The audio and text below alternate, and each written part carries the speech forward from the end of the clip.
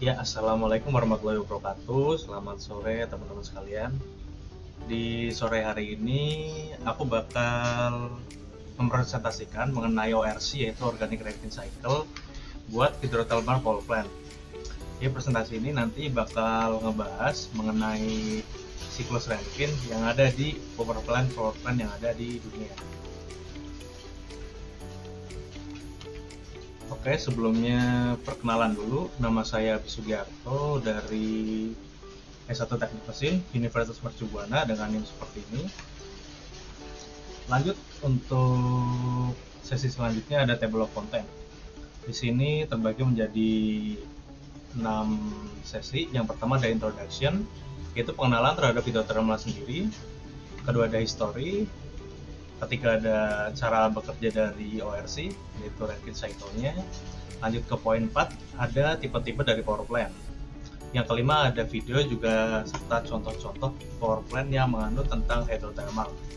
Dan yang terakhir yaitu nomor 6 ada pro dan kontra mengenai biasa disebut PLTP ya, dengan menggunakan energi panas bumi. Ini nanti kelebihan dan kekurangannya apa aja, nanti bakal disebutin di slide terakhir. Iya, yang pertama, apa sih itu hydrothermal power plant? Hydrothermal power plant yaitu sebuah sistem teknologi yang mengubah energi dari panas bumi menjadi energi listrik. Nah, ini contohnya ada di PLTP Sarula. Ini dulu salah satu power plant terbesar yang ada di dunia. Buat sekarang udah digeser, ada di US. Cuma ini menjadi salah satu yang ada di Indonesia. Nah, untuk diketahui, energi panas bumi ini berasal dari dalam bumi. Bentuknya ini yaitu adalah cairan dan juga fluida, baik itu gas maupun air, yang nanti akan dibawa ke atas dan memutar turbin. Kita lanjut ke slide selanjutnya. Di sini ada histori dari hydrothermal power plant. Nah, di sini ada Bapak Piero Ginori Conti, kelahiran tahun 1865. Beliau merupakan salah satu penemu dari hydro power plant yang ada di dunia. Nah, di abad ke-20 ini si Bapak Piero Ginori Conti menguji pembangkit listrik yang ada di Lardello, Italia. Dia mampu menyalakan 4 buah bola lampu. Lalu di tahun 1911 di tempat tersebut dijadikan pembangkit energi listrik pertama di Italia, itu dengan pembangkit listrik Larderello namanya. Kita lanjut lagi ke slide selanjutnya. Di sini ada Organic Rankine Cycle. Nah, di sini ada siklus ya dari cara Rankine Cycle itu bekerja, dimana di sini ada dari awal ada high pressure liquid, itu dipompa, nanti ada di evaporator. Di sini ada heat source-nya, itu dari energi panas bumi hidrothermal tadi. Terus liquid ini nanti menuju ke expander, ini turbin jadi electrical energy, lalu kembali lagi ke low pressure vapor menuju condenser jadi lagi air, terus dipompa lagi. Selanjutnya seperti itu secara terus menerus. Nah, kalau siklus ORC ini sendiri yaitu memanfaatkan sumber energi dengan temperatur yang lebih rendah operasinya. Jadi nanti di evaporator dia suhunya sekitar 125 derajat ke bawah. Buat fluidanya ini dia dengan apa ya namanya ya,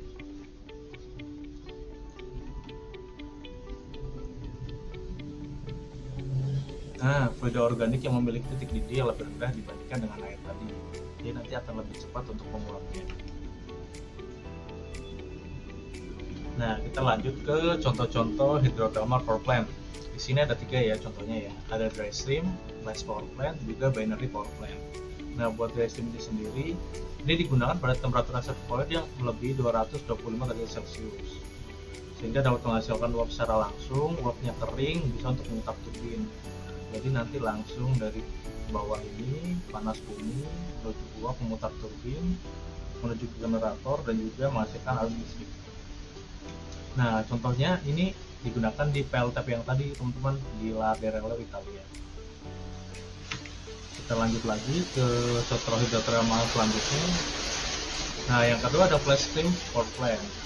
Di sini tuh digunakan untuk reservoir yang tidak terlalu panas, yaitu dengan suhu sekitar 125 sampai 225 derajat Celcius. Di temperatur ini, hasil yang sampai atas permukaan bumi itu campuran uap dan juga air, sehingga diperlukan separator untuk memisahkannya ke dinding. Jadi separatornya di sini, nanti uap airnya di sini akan kayak sama yang tadi driving, memutar turbin, generator dan juga menjadi arus listrik. Nah, contoh dari PLTP ini ada di PLTP Kamojang, Indonesia. Nah, buat yang terakhir di sini ada binary power plant, teman-teman. Binary power plant ini digunakan untuk temperatur dari air yang ada di dalam bumi itu kurang dari 100 derajat Celcius. Sehingga reservoir ini nanti cuma mengaliri panas di heat exchanger.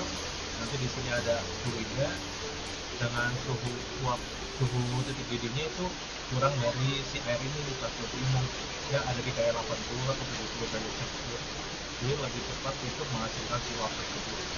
Sama nanti memutar turbin, generator dan menghasilkan arus listrik.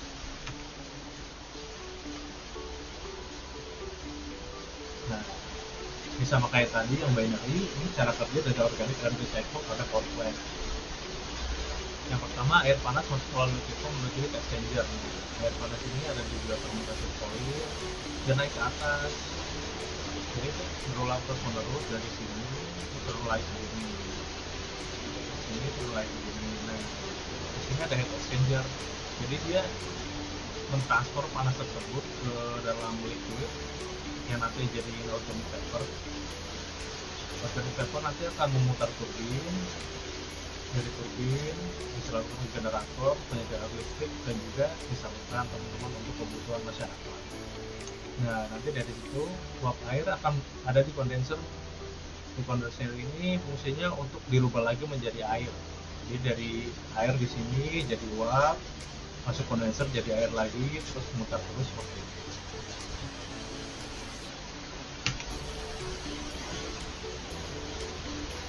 Nah, ini ada contoh video mengenai cara kerja. Let's take a closer look at how an ORC turbode and biomass system works.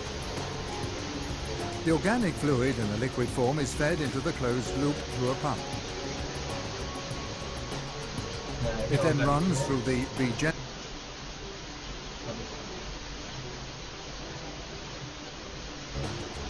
Let's take a system works. The organic fluid in a liquid form is fed into the closed loop through a pump. It then runs through the regenerator coil where it undergoes initial heating. The fluid is then conveyed to the preheater and into the evaporator. At this point, the thermal oil in the boiler increases the fluid's temperature until it reaches evaporation point.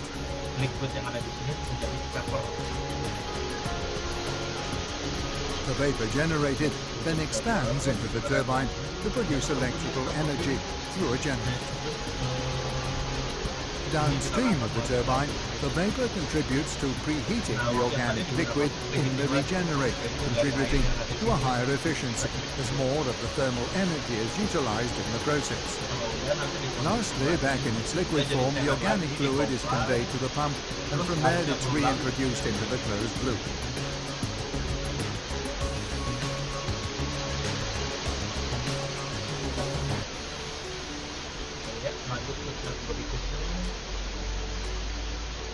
Nah, di sini ada beberapa contoh-contoh power plant yang ada di sini. Di sini ada power plant di Dieng. Lanjut lagi ada di Web Daerah Itali. Nah, ini yang tadi pertama kali power plant bentuknya seperti ini. Terus ada Sarolas di Sumatera. Ini yang terbesar tadinya di dunia, kalau yang terbesar di Indonesia. Nah, yang geser ini teman-teman, The Geyser Complex di United States. Jadi di geyser kompleks itu dia kayak sebuah lingkungan yang gede. Di situ ada beberapa apa sih namanya kayak power plant ya. Jadi ini adalah contoh mappingnya di geyser kompleks.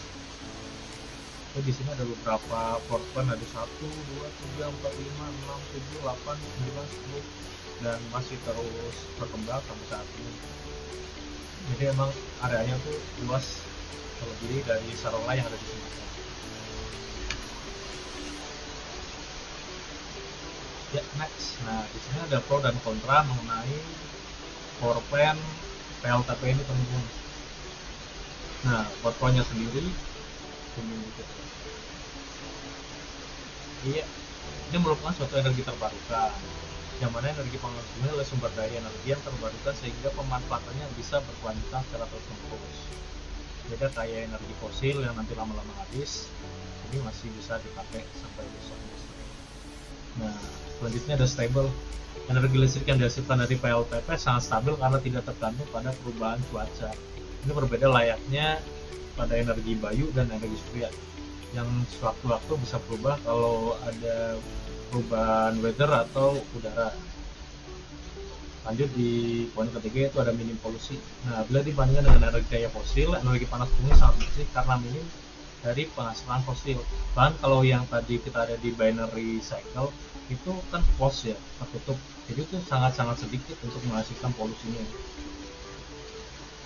Nah, kita lanjut ke cons-nya.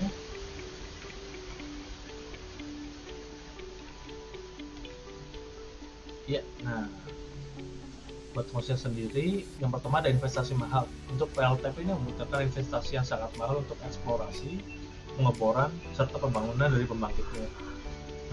Yang kedua ada stabilitas tanah. Nah, konon katanya pembangunan PLTP ini dapat mempengaruhi stabilitas tanah dan aktivitas-aktivitas seismik yang timbul karena proses pengobarannya. Yang ketiga, risiko. Nah, jadi kalau pas eksplorasi dan eksploitasi pembangkit tenaga panas bumi ini, dia menghasilkan resiko-resiko yang gede, teman-teman. Takutnya ya kayak kasus-kasus yang ada, salah ngebor lah, salah apalah, seperti itu. Nah, lanjut lagi. Iya. Nah, ini akhir dari slide kali ini. Kalau misal ada pertanyaan-pertanyaan, bisa disebutin di kolom komentar. Mungkin sekian dari saya. Wassalamualaikum warahmatullahi wabarakatuh.